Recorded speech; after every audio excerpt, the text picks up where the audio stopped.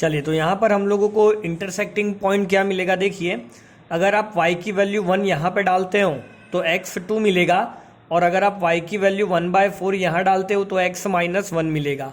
तो हम लोगों को इंटरसेक्टिंग पॉइंट क्या मिल रहा है, 2, 1, -1, 1/4। अब देखिए यहाँ पर मैं ग्राफ प्लॉट करने जा रहा हूँ। देखिए कैसे प्लॉट होगा, यहाँ पर क्या पॉइंट था हमारा, पहले हम पॉइंट लिख लेते हैं, 2, 1 एंड -1, 1/4। ठीक है। चलिए अब आप ग्राफ कैसे बनाएंगे, तो आप जानते हो कि x² = 4y क्या होता है, ये पैराबोला होता है। और पैराबोला कैसे बनता है आपको पता है, x² = 4y, इस तरह से पैराबोला होगा। अब x अगर 2 है तो y 1 है, तो सपोज के 1, 2 यहाँ पर आप ले लीजिए 2, 1 -1, 1/4। देखिए -1 आप यहाँ पे मान लीजिए, तो ये जो पॉइंट है वो आपका -1, 1/4 है। तो आपकी जो लाइन है इन दोनों पॉइंट में से पास हो रही है। देखिए आप क्या करेंगे, इस तरह से लाइन को पास करवाना है। हमें कितने रीजियन का एरिया निकालना है, तो ये जो मैं लाइन ड्रॉ कर रहा हूँ इस रीजियन का हमें एरिया निकालना है। तो ये जो वर्टिकल लाइन मैंने ली है वो x = -1 है, और ये जो वर्टिकल लाइन ली है वो x = 2 है। तो यहाँ पर हमें इंटीग्रेशन कहाँ से कहाँ तक करना है, देखिए आप लोग ध्यान से, यहाँ पर इंटीग्रेशन हमें -1 से 2 पर करना है, और लाइन पैराबोला के ऊपर है, मतलब आप यहाँ से लाइन में से y को सब्जेक्ट बनाएंगे। अगर आप लाइन में से y को सब्जेक्ट बनाएंगे तो -2 वहाँ पर जाएगा, तो x + 2 हुआ, और 4 डिवाइड में लेना है ऐसे। अब पैराबोला में से आप y को सब्जेक्ट बनाएंगे तो x² / 4 होगा, मतलब ये आपको माइनस करना है, बस इसी को सॉल्व कर देना है, आपको आंसर मिल जाएगा। चलिए हम लोग इंटीग्रेशन सॉल्व करेंगे। आप 4 को बाहर ले लीजिए, x का इंटीग्रेशन x² / 2 का इंटीग्रेशन 2x, x² का इंटीग्रेशन x³ / 3, वैल्यू -1 से 2 डालना है। चलिए पहले हम लोग 2 डालेंगे, तो 2² 4/2 मतलब 2, 2 × 2 4, 2 का क्यूब 8/3। अब आपको -1 डालना है, -1 का स्क्वायर प्लस होगा 1/2, ये आपका -2 हुआ, -1 का क्यूब +1, यहाँ पे आगे भी माइनस है इसलिए मैं +1 लिखूंगा, +1/3। अब इसे सॉल्व करना है, तो 1/2, 4 + 2 ये आपका 6 हुआ, -8/3, -1/2 + 2 -1/3 है ना, माइनस अंदर मल्टीप्लाई कर दिया है हमने। अब देखिए 1/4, ये 6 + 2 ये आपका 8 हुआ। अब देखिए -8 मैं इन दोनों को ऐड कर रहा हूँ, -8 -1 -9, -9/3 मतलब -3 होगा ये, ठीक है। और ये हमें -1/2 यहाँ पर बचा हुआ है, तो 1/4, 8 - 3 आपका 5 हुआ, 2 5 या 10, 10 - 1 मतलब 9/2। तो आपको आंसर आ रहा है 9 / 8। तो ये हमने कौन से नंबर का क्वेश्चन सॉल्व किया, ये हमने 25 नंबर का क्वेश्चन सॉल्व किया है, जिसका ऑप्शन डी आ रहा है आंसर। ठीक है। 26 नंबर का क्वेश्चन देखिए क्या है। 26 नंबर के क्वेश्चन में आपको क्या दिया है, the degree of the differential equation. देखिए साइन के साथ dy/dx है, मतलब यहाँ पर dy/dx में पोलिनोमियल नहीं बन रहा है, तो यहाँ पर आप अनडिफाइंड आंसर देंगे। तो 26 में आपको आंसर क्या देना है, डी। 27 में आ जाइए, देखिए यहाँ पर एक ही आर्बिट्री कांस्टेंट है a, represented by the differential equation of order. देखिए अगर डिफरेंशियल अगर आपकी इक्वेशन में एक ही आर्बिट्री कांस्टेंट है तो इसके डिफरेंशियल इक्वेशन में ऑर्डर कितना होगा, ऑर्डर 1 माना जाएगा। तो 27 का आंसर 1 होगा। देखिए रूल क्या होता है कि जनरल सॉल्यूशन में जितने आर्बिट्री कांस्टेंट होते हैं उसके डिफरेंशियल इक्वेशन का ऑर्डर उतना ही होता है। तो अगर यहाँ पर आप इसे जनरल सॉल्यूशन मानते हो तो ए दिख रहा है, मतलब ओनली 1 आर्बिट्री कांस्टेंट दिख रहा है। इस वजह से अगर आप यहाँ से डिफरेंशियल इक्वेशन बनाओगे तो ऑर्डर 1 मिलेगा। चलिए 28 नंबर का क्वेश्चन देखते हैं। 28 नंबर के क्वेश्चन को आप कैसे सॉल्व करेंगे, देखिए आपको क्या दिया है, dy/dx, आप xy को लेफ्ट साइड ले आइए, तो -xy = e⁻² x²/2। देखिए ये क्वेश्चन जो है वो 2021 गुज सीईटी में कैंसल है, बट आगे आने वाले स्टूडेंट्स को ये सॉल्व करना है, इसलिए मैं अभी से करवा देता हूँ। ये आपका लीनियर डिफरेंशियल इक्वेशन बन रहा है जिसका स्टैंडर्ड फॉर्म होता है dy/dx plus p into y equal to q. तो आप कंपेयर करिए, p होगा -x और q होगा आपका e⁻x²/2। तो यहाँ पर आपको इंटीग्रेटिंग फैक्टर फाइंड आउट करना पड़ेगा। इंटीग्रेटिंग फैक्टर फाइंड आउट करने का फॉर्मूला होता है integration p dx, integration p मतलब -x dx, तो यहाँ पर इंटीग्रेशन होगा -x²/2। अब जनरल सॉल्यूशन का फॉर्मूला क्या होता है, y into integrating factor is equal to integration q मतलब e⁻x²/2 into integrating factor dx plus c। तो यहाँ से आपको y e⁻x²/2 ये आपका 1 हुआ, 1 का इंटीग्रेशन x प्लस c, तो यही आपका आंसर होना चाहिए। देखिए अगर हम लोग ऑप्शन मैच करते हैं तो यहाँ पर कौन सा ऑप्शन मैच होगा, देखिए y के साथ e⁻x²/2 मल्टीप्लाई में होना चाहिए। अच्छा, अगर आप सी ऑप्शन देखते हो तो ये e⁻x²/2 को राइट साइड पर लिया गया है, मतलब इस तरह से लिखा गया है e⁻x²/2। तो सी वाला जो ऑप्शन है वो हमारा मैच कर रहा है, तो 28 का आंसर ऑप्शन सी माना जाएगा। चलिए आगे बढ़ते हैं नेक्स्ट क्वेश्चन पर। 29 नंबर में देखिए क्या लिखा है, the vector in the direction of this vector that has magnitude 9। देखिए आपको क्या करना है, आपको एक ऐसा वेक्टर बताना है जो कि इस वेक्टर की डायरेक्शन में हो और साथ ही में उसका मैग्नीट्यूड 9 हो। सपोज के मैंने इस वेक्टर को, यहाँ पर आपको इस वेक्टर को नाम तो दिया ही है वेक्टर है, तो अब हमें इसी के डायरेक्शन में पहले यूनिट वेक्टर निकालना पड़ेगा। देखिए हमारा आंसर क्या होगा, सपोज कि आप आंसर मान रहे हो वेक्टर बी, तो आपको चाहिए 9 इंटू ए कैप। ओके, तो ये 9 ए कैप मतलब वेक्टर ए अपॉन उसका मैग्नीट्यूड, तो ये 9 हुआ।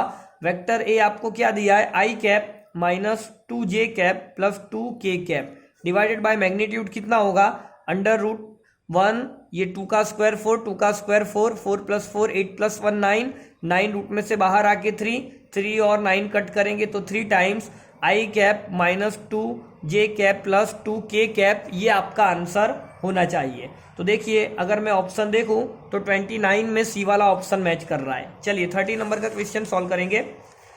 30 नंबर के क्वेश्चन में क्या दिया है, इस तरह का क्वेश्चन कई सारे पेपर सेट में मैंने देखा है।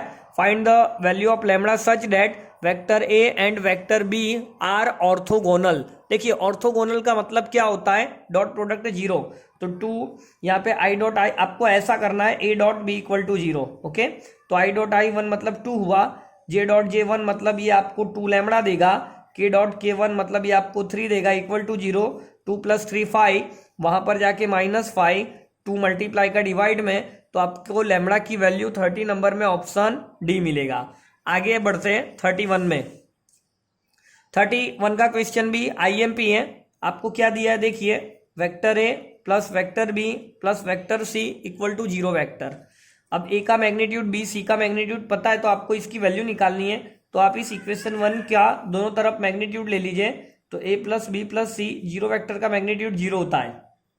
अब दोनों तरफ स्क्वायर करिए तो 0 का स्क्वायर 0 ही होता है। यहाँ पे आप फॉर्मूला लगाइए, तो वेक्टर ए के मैग्नीट्यूड का स्क्वायर, बी के मैग्नीट्यूड का स्क्वायर, सी के मैग्नीट्यूड का square plus 2 times A dot B, B dot C plus C dot A equal to 0। अब यहाँ पर ये 2 है तो 2 का स्क्वायर 4, यहाँ पर आपको 3 दिया है तो 3 का स्क्वायर आप लेंगे 9, सी का मैग्नीट्यूड 5 है, 5 का स्क्वायर 25, 2 टाइम्स। देखिए ये अपना क्वेश्चन है, मतलब इसी का वैल्यू हमें चाहिए। मैं इसे शॉर्टकट में x लिख रहा हूँ, तो टोटल आंसर कितना हो रहा है, देखिए 25 + 9 को आप ऐड करेंगे तो 34, 34 में 4 ऐड किया 38, उस तरफ जाकर -38 और डिवाइड करेंगे तो -19। तो ऑप्शन सी 31 में ऑप्शन सी मैच कर रहा है, तो यही हमारा आंसर होगा। चलिए 32 में देखते क्या दिया है। If direction cosines of a line are के देन, अच्छा देखिए डायरेक्शन कोसाइन को हम लोग LMN से रिप्रेजेंट करते हैं, बट यहाँ पर LMN सब कुछ के है, और अब आप रिलेशन जानते हो L² + M² + N² 1 होता है। इन सब की जगह पर k डालना है, तो 3k² 1 होगा, तो फाइनली k आपको ± 1/√3 मिलेगा। तो अगर आप ऑप्शन मैच करते हो तो डी नंबर 32 में आपका ऑप्शन डी मैच कर रहा है। ठीक है, चलिए आगे बढ़ते हैं नेक्स्ट क्वेश्चन पे। 33 the distance of the plane from the origin. देखिए यहाँ पर आप प्लेन का नॉर्मल फॉर्म लेकर आइए, r dot n cap equal to d. अगर आप ध्यान से देखते हो तो ये अपने आप में पहले से इसी फॉर्म में अरेंज है। देखिए ये जो 2i कैप n कैप क्या होता है, यूनिट नॉर्मल वेक्टर होता है। ठीक है, यूनिट नॉर्मल वेक्टर। तो आप यहाँ पर ध्यान से देखिए, ये जो वेक्टर दिया है 2i cap by 7, 3j cap by 7, 6k cap by 7, ये अपने आप में n कैप ही है, इसका मैग्नीट्यूड 1 ही है, मतलब ये यूनिट वेक्टर है, मतलब ये जो इक्वेशन है वो इसी फॉर्म में है। तो d जो है वो प्लेन का ओरिजिन से परपेंडिकुलर डिस्टेंस होता है, राइट साइड में 1 है। अगर मैं डायरेक्ट कंपेयर करूं तो 33 में मुझे आंसर ऑप्शन ए मिलेगा 1। ठीक है, चलिए आगे बढ़ते हैं नेक्स्ट क्वेश्चन पे। 34 में the distance of the point alpha beta gamma from y axis. देखिए अगर आपको वाई एक्सिस से डिस्टेंस निकालना होता है तो आपको एक्स और जेड, ठीक है, एक्स और जेड कोऑर्डिनेट के स्क्वायर का सम लेके रूप लेना पड़ता है, मतलब alpha square plus gamma square, मतलब डी वाला ऑप्शन 34 में ऑप्शन डी आपका राइट आंसर माना जाएगा। चलिए आगे बढ़ते हैं 35 में। देखिए 35 नंबर का क्वेश्चन, इसी तरह का क्वेश्चन गुजसीटी की एग्जाम में पिछले सालों में कई बार पूछा गया है, तो आप इसे खास प्रिपेयर करेंगे। आपको क्या कहा गया है, corner points of the feasible region determined by the system of linear constraints are this and this, let z equal to this, p q greater than 0, condition on p and q so that the maximum value of z occurs at this 2 points. देखिए z की जो value है वो दोनों point पर maximum हो रही है, तो आप जानते हो इन दोनों पॉइंट पर z की वैल्यू इक्वल होगी, मतलब आपको x की जगह पर 3 डालना है तो 3p हुआ, y की जगह पर 0 डालेंगे तो 0 होगा, इक्वल करेंगे आप, x की जगह पर p डालना है, फिर y की जगह पर 1 डालना है, तो यहाँ से आपको 2p इक्वल टू q मिल रहा है। तो अगर आप ऑप्शन देखोगे तो यहाँ से आप p को सब्जेक्ट बनाइए, q/2, तो 35 के अंदर आपको ऑप्शन बी मिलेगा। तो काफी आसान क्वेश्चन है, ये वेरी मोस्ट इंपॉर्टेंट क्वेश्चन है, गुजसीटी के पेपर में ऐसे क्वेश्चन ही पूछे जा रहे हैं। चलिए आगे बढ़ते हैं नेक्स्ट क्वेश्चन पर। 36 आपका कैलकुलेशन है, बहुत ही आसान कैलकुलेशन है, आपको कंडीशनल प्रोबेबिलिटी फाइंड आउट करनी है, probability of B oblique A. आप फॉर्मूला जानते हो, इसका आंसर होता है probability of A intersection B divided by probability of A. तो ए इंटरसेक्शन बी आपको गिवन है 7/10 और प्रोबेबिलिटी ऑफ ए आपको गिवन है 4/5। तो आप इसे सिंप्लीफाई करिए तो देखिए क्या होगा, 10 मल्टीप्लाई में आएगा, 5 को ऊपर ले जाना है, तो 7 × 5 डिवाइडेड बाय 10 × 4, 5 1 जा 5, 5 2 जा 10, तो 7 डिवाइडेड बाय 8 आपका राइट आंसर होगा। तो 36 में ऑप्शन सी। चलिए 37 नंबर का क्वेश्चन देखते हैं, ये भी आसान है। आपको ए बी और ए यूनियन बी की प्रोबेबिलिटी पता है, आपको फाइंड आउट क्या करना है, probability of b not intersection ए।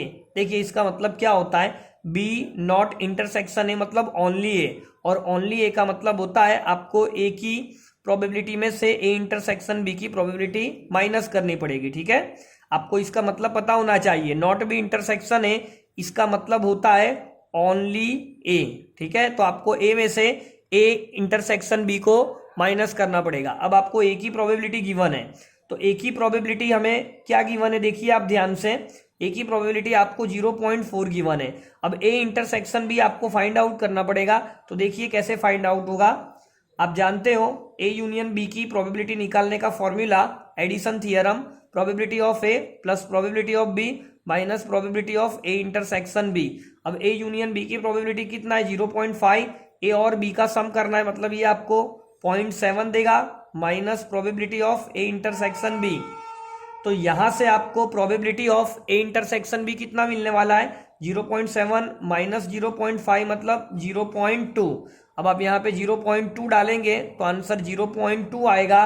तो 0.2 का मतलब होता है 2/10 मतलब 1/5। तो अगर आप ऑप्शन देखते हो 1/5 जो है 37 में ऑप्शन डी में गिवन है। चलिए अब हम लोग आ गए 38 क्वेश्चन पर। तो यहाँ पर हम लोगों ने पूरा पेपर कंप्लीट करने वाले हैं हम लोग, बहुत ही कम टाइम लगेगा। देखिए अब 38 नंबर में देखिए आपको क्या दिया है, आपको प्रोबेबिलिटी ऑफ ए 3/5 गिवन है, प्रोबेबिलिटी ऑफ बी 4/9 गिवन है, आपको चाहिए क्या, probability of a not intersection b not. देखिए यहाँ पर वर्ड दिया है इंडिपेंडेंट इवेंट, तो इंडिपेंडेंट इवेंट में क्या होता है, आप a not intersection b not को directly probability of a not into probability of b not लिख सकते हो। प्रोबेबिलिटी ऑफ यहाँ पर ए नॉट क्या होगा 1 minus probability of a, probability of b not क्या होगा 1 माइनस प्रोबेबिलिटी ऑफ बी, बस वैल्यू डाल दीजिए। तो probability of a 3/5, 1 minus probability of b 4/9, 5 1 जा 5 माइनस 3 ये 2/5, 9 1 जा 9 माइनस 4 ये आपको 5/9, 5 से 5 कैंसल, तो आंसर आपको 2/9 मिलेगा। चलिए हम लोग ऑप्शन देखते हैं। यहाँ पर इसके जो ऑप्शन है देखिए यहाँ पर गिवन है, डी वाला ऑप्शन अपना मैच कर रहा है, ठीक है, 38 में आंसर डी होगा। चलिए आगे बढ़ेंगे नेक्स्ट क्वेश्चन पर।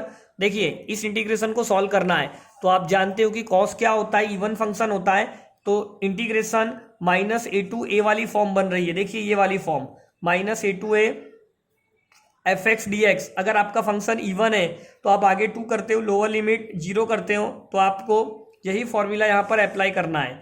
आप क्या करेंगे, आगे 2 किया, लोअर लिमिट को 0 बना देंगे, ये π/4 होगा। अच्छा ये फॉर्मूला आप कब लगाते हो, जब फंक्शन इवन हो, तो कॉस अपने आप में इवन फंक्शन है, इसलिए आप ये वाली फॉर्मूला लगा सकते हो। ऑड फंक्शन के केस में आप आंसर 0 कर देते हो। अब 1 प्लस कॉस, तो यहाँ पे ट्रिग्नोमेट्रिक फॉर्मूला लग रहा है, 2 cos स्क्वायर एंगल हाफ करना है dx। अब 2 से 2 कैंसल हो रहा है, तो ये आपका 0 to π/4, 1/cos स्क्वायर का मतलब sec स्क्वायर x dx होता है, sec स्क्वायर का इंटीग्रेशन 10x हुआ, लिमिट आपको 0 to π/4 डालनी है, 10 π/4 पे 1 होता है, 0 पे 0 होता है, तो 39 में आपका आंसर क्या आएगा, 39 में ऑप्शन ए होगा। चलिए 14 नंबर का क्वेश्चन देखते हैं। आपको इंटीग्रेशन सॉल्व करना है, इसका आंसर कुछ इस फॉर्म में लाना है और ए और बी की वैल्यू बतानी है। तो आप यहाँ पर क्या करेंगे, देखिए x³ को मैं x² इंटू एक्स लिख सकता हूँ, कोई दिक्कत वाली बात नहीं है। √1 प्लस x² दिया है। अब आप एक काम करिए, 1 प्लस x² की जगह पर t² ले लीजिए, तो x² का डिफ्रेंसिएशन 2x dx, t² का 2t dt, 2 से 2 कैंसल करना है। तो देखिए यहाँ पर आप x² को अगर सब्जेक्ट बनाते हैं तो ये आपको क्या मिलेगा, x² को सब्जेक्ट बनाओगे तो t² -1 मिलेगा, मतलब आप इस x² की जगह पर t² -1 लिख दीजिए, x dx की जगह पर आप t dt लिख सकते हैं। 1 प्लस x² के प्लेस पर आपको t² लिखना है, जो रूट में से बाहर आके t होगा, तो t कैंसल हुआ। अब t² का इंटीग्रेशन t³/3 ओके, -1 का इंटीग्रेशन t प्लस c। अब देखिए t की वैल्यू क्या होगी, अगर मैं यहाँ से स्क्वायर हटाता हूँ तो यहाँ पे मुझे रूट लिखना पड़ेगा, बट ये क्यूब है तो दोनों तरफ क्यूब करेंगे तो 1 प्लस x² का पावर 3/2 माना जाएगा। t के प्लेस पर आपको 1 plus x² raise to half plus c लिखना है। अब आप इस आंसर को यहाँ पर कंपेयर करिए, तो अगर कंपेयर करते हो तो देखिए 1 प्लस x² रेज़ टू 3/2 का कोइफिशियंट a है, मतलब a आपको 1/3 मिलेगा। √1 प्लस x² का कोइफिशियंट b है, तो यहाँ पे -1 मिल रहा है, मतलब b की वैल्यू -1 मानी जाएगी। तो 40 नंबर में आपका जो आंसर है 1/3b। अच्छा डी वाला ऑप्शन मैच कर रहा है क्योंकि आपको 1 नेगेटिव चाहिए था, यहाँ पे पॉजिटिव है, ठीक है। तो यहाँ पर हम लोगों ने पूरा पेपर सॉल्व कर लिया है। ऐसे हम लोग कई सारे पेपर सॉल्व करने वाले हैं। चैनल अगर आपने सब्सक्राइब नहीं किया है तो सबसे पहले सब्सक्राइब कर लीजिए और वीडियोस अपने फ्रेंड्स को भी भेजते रहिए। बाय।